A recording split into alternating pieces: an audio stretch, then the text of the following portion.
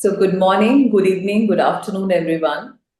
Hello, everyone, and welcome to another episode of Global Experts Interview Series brought to you by 50 Plus Assist and Elderly Care India. This series brings together leaders, innovators, practitioners from around the world for transforming the elder care industry and the ecosystem in itself. Today, I have a truly inspiring topic, something that I've been very anxiously waiting about the intergenerational practice in elder care. So, we have thought about this. A lot of people who are working in elder care have felt the need that how can children and older adults interact regularly? How can they be together? And for that, we have one of the most inspiring examples, Apples and Honey Nightingale, an intergenerationally nursery located inside a care home in UK.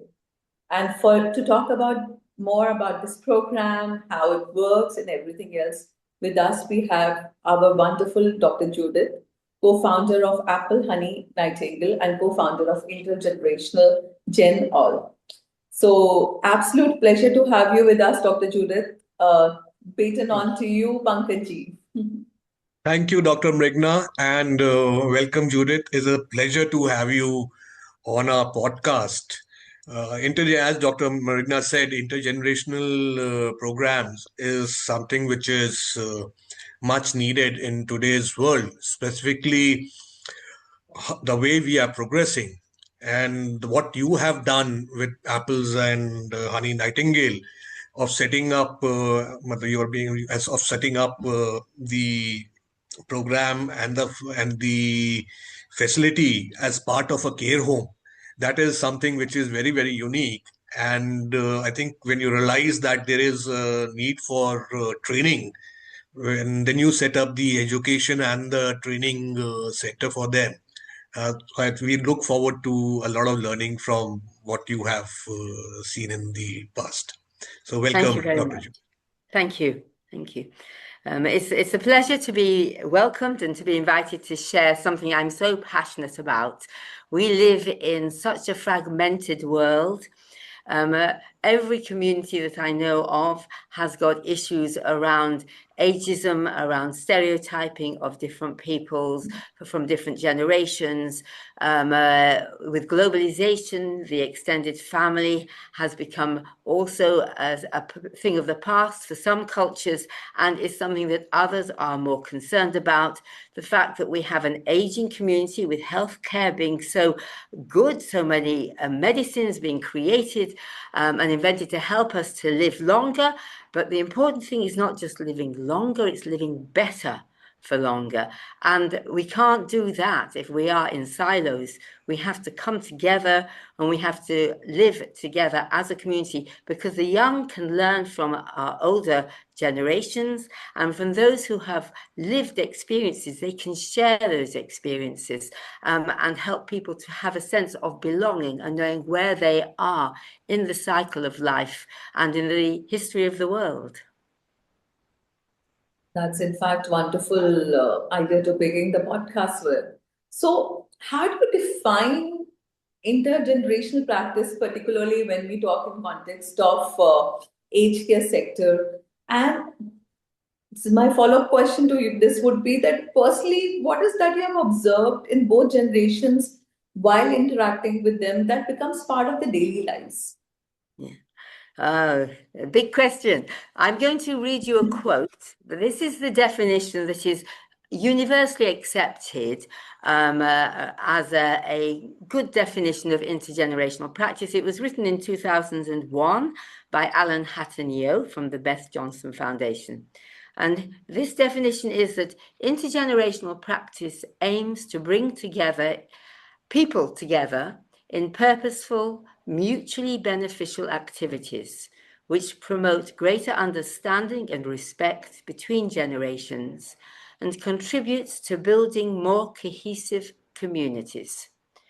Intergenerational practice is inclusive, building on the positive resources that the young and old have to offer each other and those around them. So it's not that you're using one generation to stimulate or as an entertainment for another. And it's not that there's one should be a tool. Everything should be of mutual benefit. And when you look at the needs of different generations, there are so many things that are the same, that are compatible. I'm very fortunate within Apples and Honey Nightingale that being co-located in the care home, our early years children benefit from the resources of the care home, the therapist department, all the activities that they may be doing that are beneficial to maintain the skills and the strengths and the aptitudes of their grand friends, as we call them, of their residents. But if we look at this, those very same skills, actions, strengths, tools that are needed to be maintained for our older generation are the very ones that we need to develop in our younger generation. So why can't we actually do those exercises together? Why can't we share the same stories? Why can't we share the same activities? Since we're actually going to do this, and those conversations that we build together create relationship and give purpose. And we're actually facilitating each other. The children can help their older friends, and our residents, our grand friends, can share their learning and their experiences and their knowledge with the younger ones. Indeed, very exciting, very interesting to see and understand that how this intergenerational exchange can work, especially the grand friends. that hit me long. What do you think, Pankaj? Definitely, this is a field which is growing. And when I saw Judith's profile and the apple and honey nightingale kind of a concept, so my first question was, how did this name come up, number one? And what are the kind of activities which you actually do? Because here there is a very, very young population at the nursery level, and over here you have the super seniors. So how do you really coordinate, and how does it function? Oh, it's fantastic. I have to say that it's been even better than I could have hoped for. It's wonderful to see that sense of purpose that we have managed to give to our grand friends, who often have felt like they were past their usefulness. Many people having to go into a care home, which isn't their first choice, but because they are not able to be independent at home any longer, feel somehow they've been put out of society, out of community.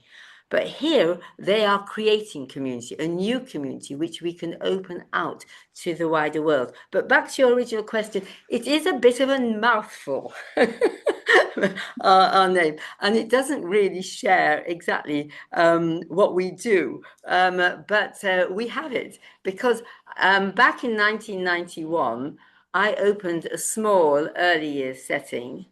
In 1991, I opened a small early years setting, Jewish faith-based, so that the activities we were doing were planned around the cycle of the Jewish year, but always open to everybody from any faith and culture. And as part of that program, for me, it felt that if you are going to give a holistic education to children when they're growing up, they need to experience all the stages of life. It's not enough to teach them, help them to jump and to run and to do gross and small motor skills and literacy and communication and listening and numbers. You really need to know people, and you need to have that sense of belonging and knowing where you are in time and space. And we were the only Jewish early years setting in South London. There was only one Jewish care home in South London. So it was obvious that that would be a match, that we would come together. And that was Nightingale House. Fast forward, 25 years or so, no, 15 years or so, I should say. Well, actually 25 years later.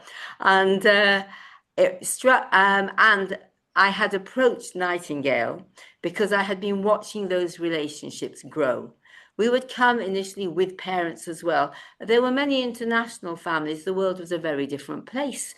Many people went to only sessional nurseries as opposed to full daycare. And the parents were involved because sometimes it was more common for only one parent to be working.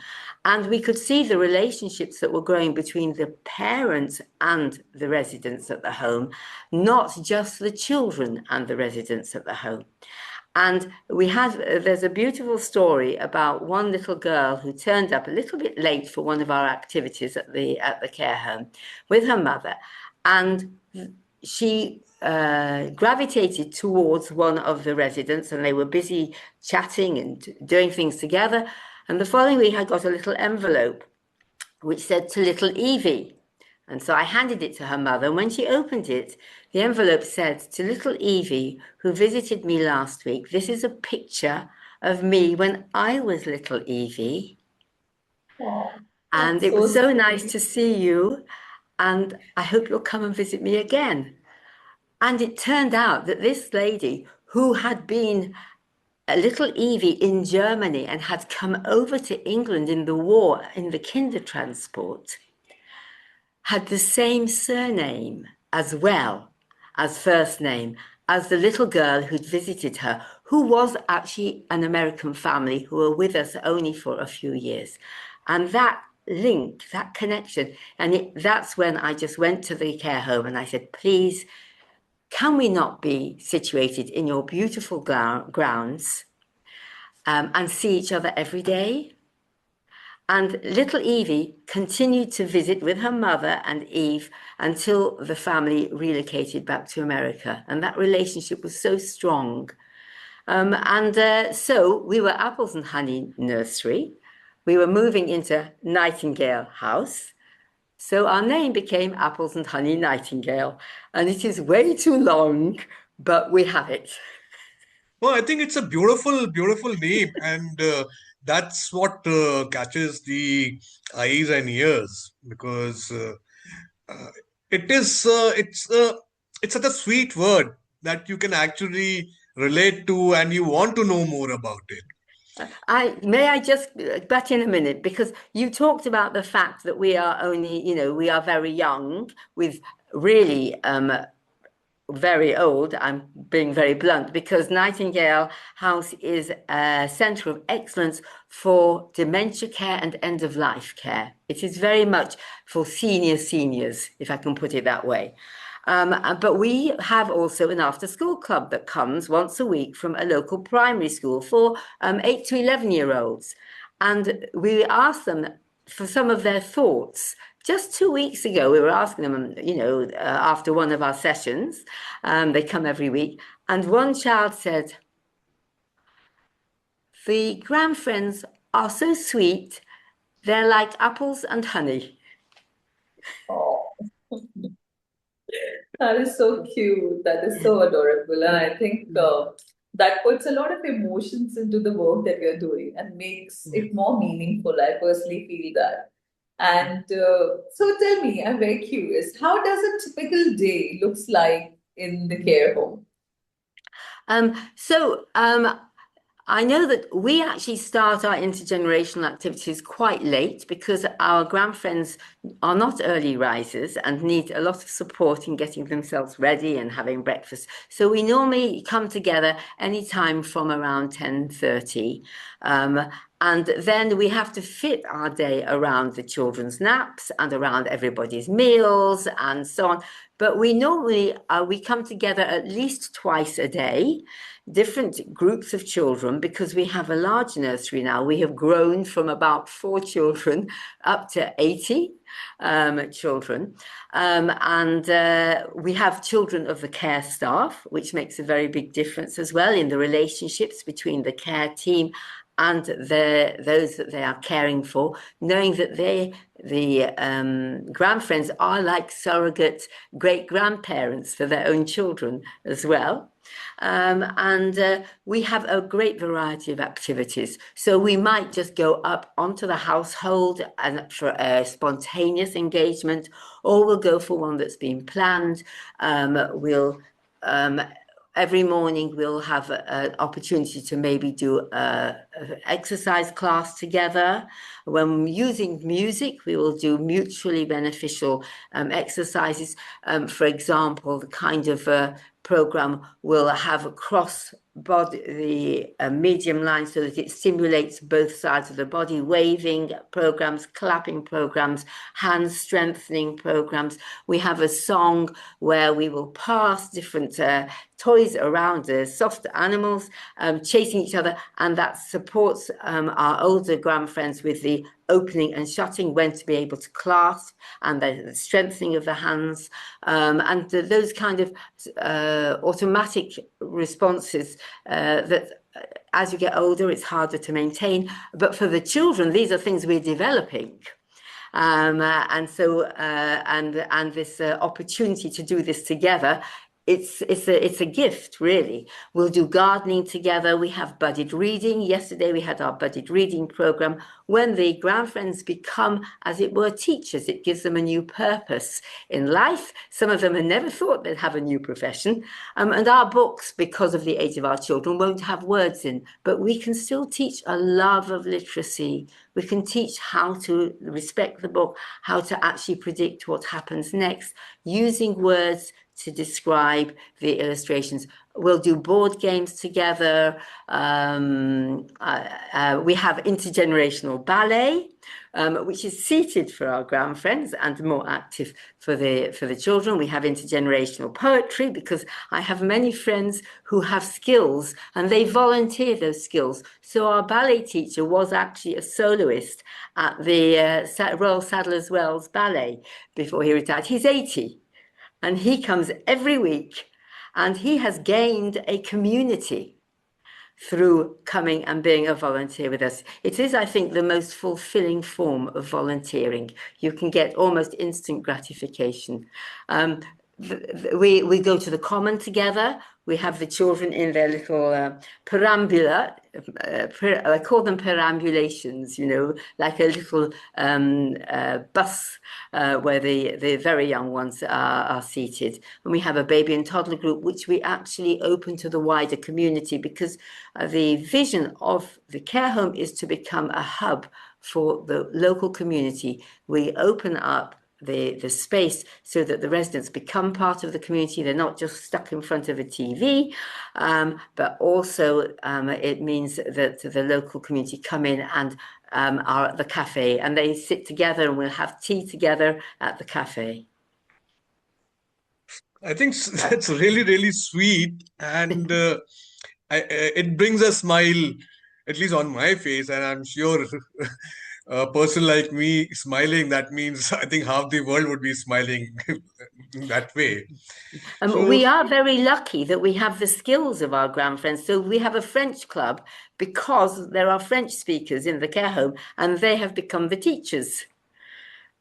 So which is delightful. Yeah.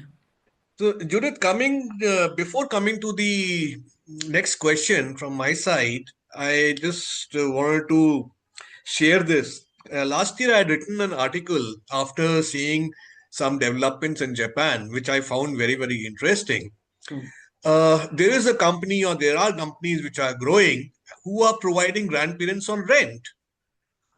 I was so surprised to the extent that, okay, this is the level of development, or this is the way, if the future goes, then definitely everything is going to be outsourced because of the pattern of living, the demographics. The children are not getting to see their grandparents. Absolutely, yeah. So what you're doing, I think, is amazing, because I'm sure there'd be a lot of takeaways, because at the young age when you're interacting with your grandparents, which should not naturally happen, especially in a country like India, it was a very, very common phenomena, and still happens to a lot of extent. But in the West, how things are developing in a country like Japan, which I mentioned, is something is going to grow. It's not going to become less. So I guess the programs like Apples and Honey Nightingale is really, really amazing. So coming to my main question was, since UK as such, or England as such, is quite regulated by organizations like CQC and other statutory bodies. Are there any regulations for this intergenerational bonding also? Because eventually you are interacting the children with the elders, and there is an element of abuse which can happen, may not be physical abuse, but a lot of dynamics are at play. So, how does that happen? There are no regulations as such specifically aimed at intergenerational, because there are very strong regulations around educational settings and safeguarding within those, both in the early years sector and further up in the education sector, because intergenerational programs happen throughout the age ranges. I might just happen to have focused on early years because you wouldn't be able to put a whole school into a care home. But also the CQC regulations are very, very strict. And if you follow those and you observe them, then you will be keeping everybody safe.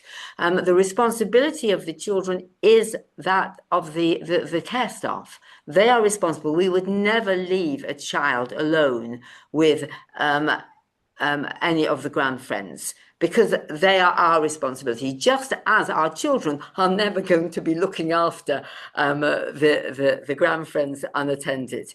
And we work together as a team. So that partnership is very important. It's not just the planning to ensure that our activities are going to be of mutual benefit, and ensuring that we plan, we deliver, and we develop those programs for the benefit of both age groups, of everyone involved, but it's also the way that you actually are working together, the responsibility you have for each for your particular cohort. And so we know all our staff obviously are DBS, they are police checked, they are, we know they are safe. All the staff in the care home are as well. If there was any resident that they had concerns over, they would not bring them to the session, but we would always try to include people safely as much as we can, because we don't want to make judgments about people at one time in their cognitive and physical development progression. It might be that one of our grandfriends has become less inhibited, if I can put it that way. This would be monitored, but it might be that later on it is safe for them to come, and there is an opportunity to still give them that enrichment. But it's a close partnership, but we have had no issues, and we've been going now for nearly 9 years. No, that is a concern which I had, and I wanted to ask you. I mean, there can be issues. There were obviously concerns when we first tried to get insurance, when we first tried to open, and I had some insurance companies saying, yes, okay, we'll insure you so long as they don't touch each other. You can't have relationships without touch. When we think about people who are residents in a care home who have touch because of their physical needs, but they may not have family, they may not have anybody who's going to touch them through affection, who's going to give them that relationship, that sense of being loved and being belonging. It's really important that we can touch, but we do so safely. And I mean, one of the points that was raised was, well, you mustn't leave the children in charge of the care. I mean, as if we would ever do that, in charge of the residents. So it's very carefully planned, and we are very aware. And it's important, though, that we are accessible, that everybody can access the programme, that we're inclusive, and that we're culturally sensitive to the needs of the different residents and children and their families, because we have a very, very diverse community here. It's very interesting to hear about that. You're working with very diverse community across and everything. So you also established the AHN. There we go. Okay. yeah, it was so exciting to see what was happening and to see the impact, and also to understand that the impact was spread much broader than we had originally thought because of the families that were involved, the relatives as well, who are so anxious. Nobody wants to put their loved one into a care home, and you have that kind of sense of guilt that you are somehow not taking on the responsibility. But what you're actually doing is giving them a new lease of life. You're giving them new purpose. Who would have thought that we would have our educators here? Who would have thought that we would actually have children who otherwise would never experience an older person because their families have had to move because of work and aren't part of a multi-generational community. And here they have a real sense of belonging and purpose and meaning. And so we wanted to share this, but it was even more important that if you're going to put all the effort of getting this to happen, why not make the best impact? So you need some understanding. You need to have some form of training. And also we did want to see this as being an acknowledged expertise, part of the career progression within the care sector and within the education sector. My dream is that every educational organization and every care organization will have somebody who is a lead on intergenerational practice and will be working towards creating these cohesive communities. I was very lucky to find a funder to help us to open Apples and Honey Nightingale Education and Training Centre and to develop accredited qualifications in intergenerational practice. And I also found some fantastic tutors who had the expertise, because that's not my area of expertise, to actually develop training courses. I can actually start it. I knew what I wanted to be taught, but I didn't know how to actually fill the curriculum in that way. And so we opened in 2022, I think, and we have the first accredited level 3 qualifications in intergenerational practice. We have an award, a diploma, a certificate, and a diploma, which can be licensed to practice. We are at the moment, it's not licensed to practice because we would lose the intellectual property, but we are working with NCFE to have it become licensed to practice.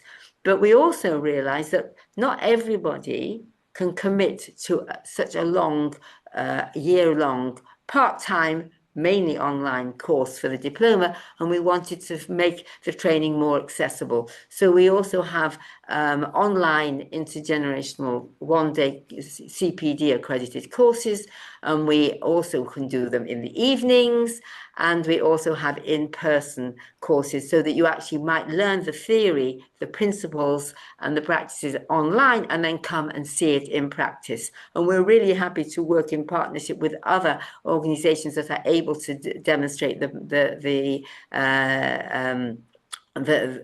actual activities if people can't get all the way to London.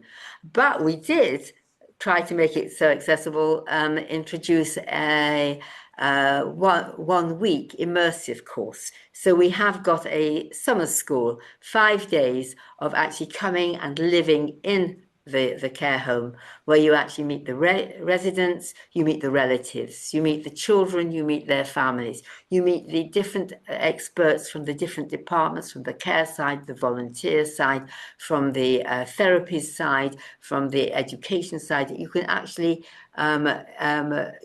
learn from these experts, and you take part in the intergenerational program itself and do the theory on site.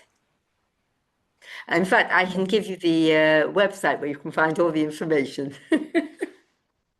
It's perfectly fine. In fact, we'll put on the website for the people who like to read and understand more about it. And I think it's a wonderful practice in itself. So who typically enrolls in these programs is my curious question to you. Well, it's a variety of people. I mean, there are people from the care sector, managers and owners of care homes. There are people who are actually looking to themselves develop co-located sites. We have a new one is about to be built. It's just had planning permission in the north of England. That we have educators, people from the education side, not just early years, those who are working in schools, people who are looking at social policy and seeing how, because of the implications on society locally, people who are doing research, urban developers, architects. It's very broad, and quite a lot of people who are looking to change direction in their lives, who are thinking they've reached the pinnacle of the career that they were at, and what do they want to contribute now? What do they think could make a difference? And they see intergenerational practice, they see this creating cohesive communities through intergenerational relationships as being a way that they can then give something back to society. It's amazing to see the way or the approach of this program. And recently, I was actually supposed to go to Bangalore in India, South India, to set up a care home set up a daycare center within a care home. And the reason why I was approached was one of my seniors from HelpAge India. He had seen a care home in UK, which was again of the Jewish faith, and he was so impressed by the planning, the designing, and the programs that he said, "No, we need to replicate this, or at least get the learnings from what I have seen and try to do something in India." So I can totally relate to the way you have picturized it for us. So really amazing, really amazing. Thank you. Thank you. It is. I think it is a fantastic opportunity for us, and even those communities, as you say, that are so used to living in extended families, even they are becoming fragmented because of the need to move for work, and people are living much longer. And so we need to actually find ways of giving purpose there and actually benefiting from those opportunities. And what better way can you do this other than coming together and learning with and from each other and enjoying each other's company? There's so much that we can learn from each other, and we can have fun. No, it's very well said. And I think this has really summarized the whole thing for us, because we were initially very curious how the whole model works, what are the compliances issue, what can be the challenges. So to summarize the whole thing up, Judith, what would you say are your 3 learnings or key takeaways that you have experienced while being in the setup?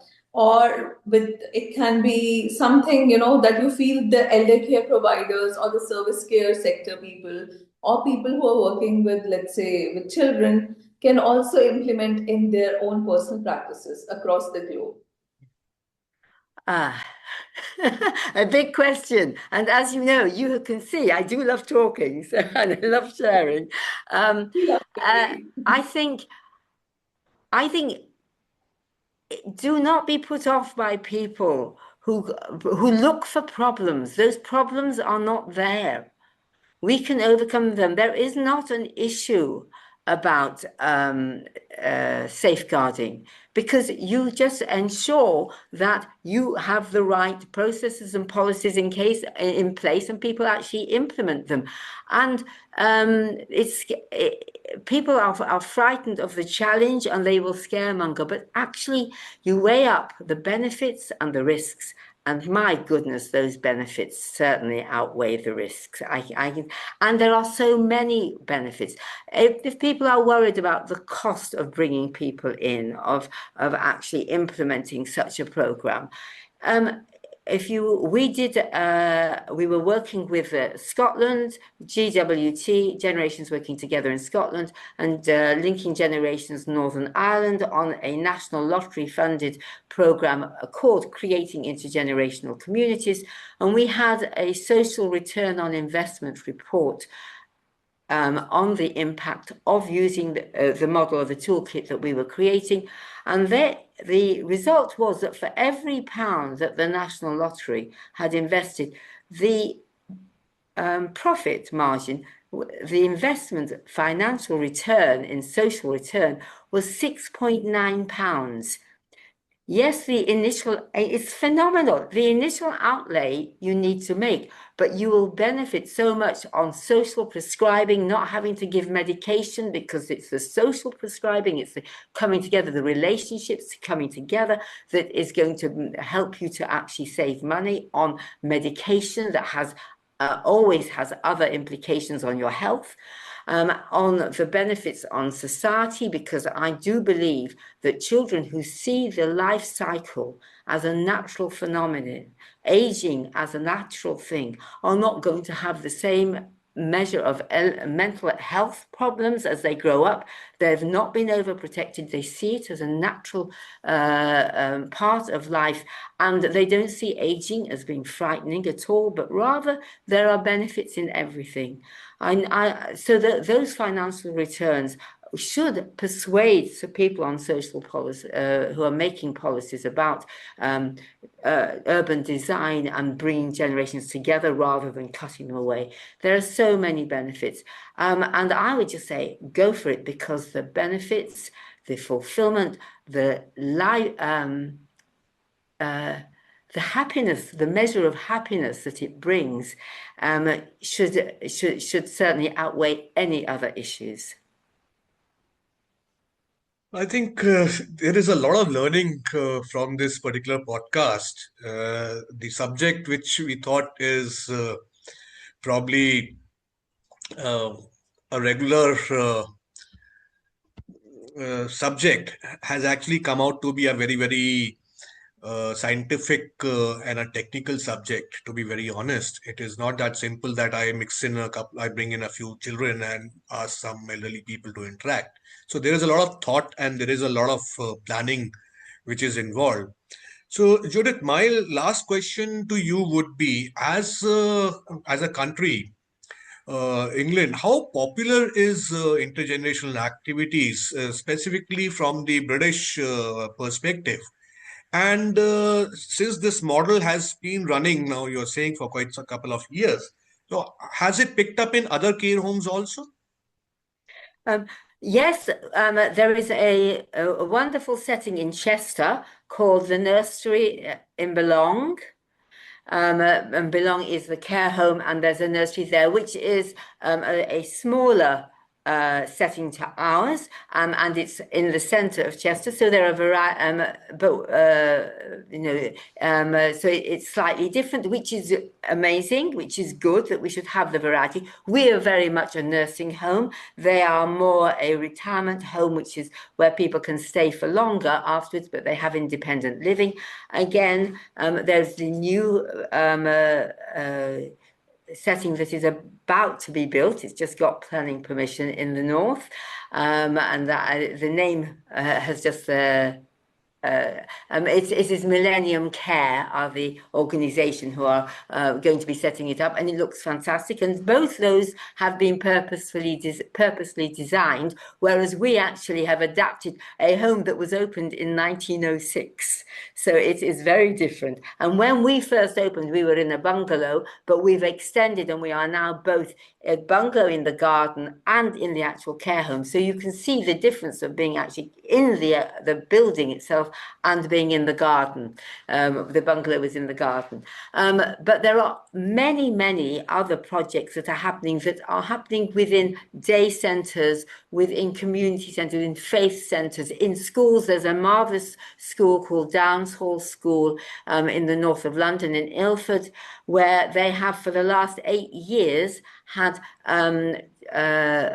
older people who have got early onset dementia or are suffering from depression, and who the local mental health team have signposted to come to a weekly club, in that nursery, where they are supporting children who have got English as a second language and who maybe need a little bit of more individual work together. And so they've become a team. There are so many different ways. There are projects that are based around art, around gardening, around music, intergenerational choirs. We have set up in England, we have set up recently an organization called Gen All. And that is one that we wish to promote all the intergenerational programs in England, to be a cohesive voice, to be advocates together, and to share practice and promote each other rather than be, challenging each other, because there wasn't that cohesion in England, but now there is. So please do look at the Gen All website. It's got a lovely video around that. But that is slightly different to generations working together in Scotland and linking generation in Northern Ireland, who are much more facilitators. I would say they don't actually deliver programs, but they support others, and they are advocates and work with policy. And so you can see that it is a growing movement. And of course, there are so many different models, as you yourself were saying, like in Japan, there's something called grand nannies, where they try and encourage people who've retired to become, after school carers for children, for parents who are working. And there's home share. So 2 generations where they facilitate safely people to come together, people who are maybe looking for a home that is more cheap because of their work, and others who've got a large home that they feel it would be lovely to have a bit of company. So it is a massive field and an exciting field, and one that should be modelling our unifying working together all over the world. I think, Judith, it has been absolute pleasure to understand how broad can be this field of intergenerational work. It's not restricted to care homes or nurseries or opening places, to at home, to, you talk about it, and I think it has a scope of expansion. And I think that is what makes it very, very dynamic and very adaptable to various countries. So that is the whole idea of this podcast, to, connect various ideas from various best practices from various countries, and to put it into practice in our own country in India, as we speak about, and other countries that are listening to us. So thank you so much, Judith. Indeed has been a great pleasure to understand all of this from you. And we really, really feel that I think one podcast wouldn't be enough to get the whole grasp of it. So probably we need to do more of it to, continue talking about these things. Thank you very much. Thank you so much for inviting me to share something I'm so passionate about, and to spread the word, which is so important. Please, if you want to come and visit us at Apples and Honey Nightingale, you'll be most welcome. This is an open invitation. Do contact me. We love to share because we know what the benefits are.